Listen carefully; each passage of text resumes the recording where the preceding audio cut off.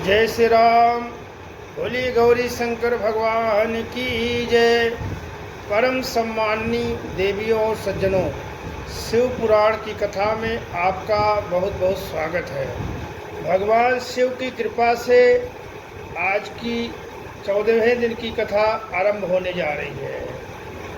तो आज की कथा है रुद्राक्ष धारण की महिमा तथा उसके विविध भेदों का वर्णन। सूत जी कहते हैं, महाप्राज्ञ महामते शिव रूप शौनक, अब मैं संक्षेप में रुद्राक्ष का महात्म बता रहा हूँ, सुनो। रुद्राक्ष शिव को बहुत प्रिय है, इसे परम पावन समझना चाहिए।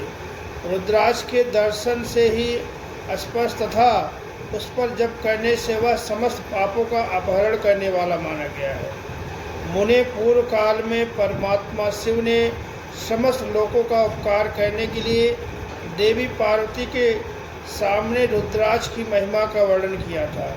भगवान शिव बोले, माहेश्वरी शिवे, मैं तुम्हारे प्रेमवश भक्तों के हित की कामना से रुद्राक्ष की महिमा का वर्णन करता हूँ, सुनो।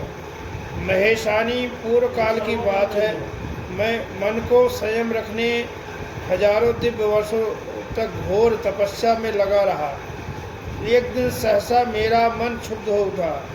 परमेश्वरी, मैं संपूर्ण लोगों का उपकार करने वाला स्वतंत्र परमेश्वर हूँ।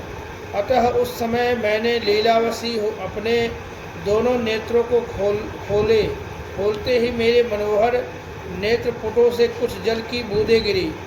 आंसू की उन बूंदों से वहाँ रुद्राक्ष नामक वृक्ष पैदा हो गया। भक्तों पर अनुग्रह करने के लिए आसुरवृंद अष्टावरों भाव को प्राप्त हो गए। वे रुद्राक्ष मैंने विष्णु भक्तों को तथा चारों वर्णों के लिए लोगों को बांट दिए। भूतल पर अपने प्रिय रुद्राक्ष को मैंने गौड़ देश में उत्पन्न किया। मथुरा, अयोध्या, लंका, मलयाचल, हिमगिरी, काशी तथा अन्य देशों में भी उनके अंकुर उगाए। वे उत्तम रुद्राक्ष असहा पाप समूहों का भेदन करने वाला तथा सब श्रुतियों में प्रेरक है। मेरी आज्ञा से वे ब्राह्मण, क्षत्रिय, वैश्य और शूद्र जात के भेद से इस भूतल पर प्रकट हुए रुद्राक्ष की ही जात के शुभाक्ष भी हैं। उन ब्राह्मणादि जात वाले रुद्राक्ष के वर्ण श्वेत, रक्त, पीत तथा कृष्ण जानने चाहिए। मनुष्यों को चाहिए कि वे क्रमशः वर्ण के अनुसार अपनी जात का ही रुद्राक्ष धारण करें। भोग और मोक्ष की इच्छा रखने वाले चारों वर्णों के लोग विशेषतः शिव भक्त को शिव पार्वती की प्रसन्नता के लिए रुद्राक्ष के फलों का अवश्य धारण करना चाहिए। आंवले के फल के बराबर जो रुद्राक्ष है वह श्रेष्ठ बताया गया है। जो बेर के फल के बराबर है उसे मध्यम श्रेणी का कहा गया है। जो चने के बराबर है उसकी गणना निम्न कोटि में की गई है। अब इसकी उत्तम कोट को परखने का या दूसरी उत्तम प्रक्रिया बताई जाती है। इसे बताने का उद्देश्य है भक्तों की हित कामना। पार्वती, तुम भली भात प्रेम पूर्वक इस विषय को सुनो। माहेश्वरी, जो रुद्राक्ष बेर के फल के बराबर होता है वह उतना छोटा होने पर भी लोक में उत्तम फल देने वाला तथा सुख सौभाग्य की वृद्धि कराने वाला होता है। जो रुद्राक्ष आंवले के फल के बराबर होता है वह समस्त अरिष्टों का विनाश करने वाला होता है। जो गुंजा फल के समान बहुत छोटा होता है वह संपूर्ण मनोरथ और फलों की सिद्धि कराने वाला होता है। रुद्राक्ष जैसे जैसे छोटा होता है वैसे ही अधिक फल देने वाला होता है। एक एक बड़े रुद्राक्ष में एक एक छोटे रुद्राक्ष का विद्वानों ने 10 गुना अधिक फल देने वाला बताया गया है। पाप को नाश करने के लिए रुद्राक्ष धारण अवश्य बताया गया है। वह निश्चय ही संपूर्ण अभिष्ट को मनोरथ का साधक है तथा अवश्य ही उसे धारण करना चाहिए। परमेश्वरी लोक में मंगलमय रुद्राक्ष जैसा फल देने वाला देखा जाता है, वैसी फलदायिनी दूसरा कोई फल नहीं दिखाई देता।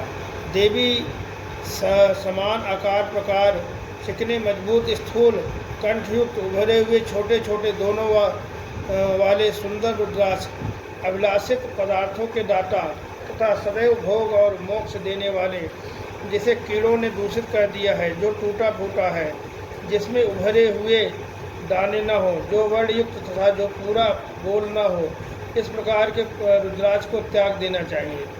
जिस रुद्राक्ष में अपने ही डोरा पिरोने के योग छिद्र हो गया हो, वही यहाँ उत्तम माना गया है। जिसमें मनुष्य के प्रद से छेद किया गया है, वह मध्यम श्रेणी का है। रुद्राक्ष धारण बड़े बड़े पातकों को नाश करने वाला है।